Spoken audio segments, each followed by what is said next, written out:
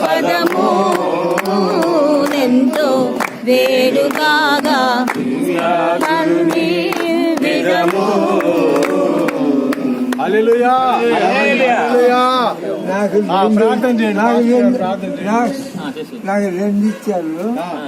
మీరు పొరపాటు చేసుకొని ఓకే ఓకే ప్రార్థన చేసుకుందామా?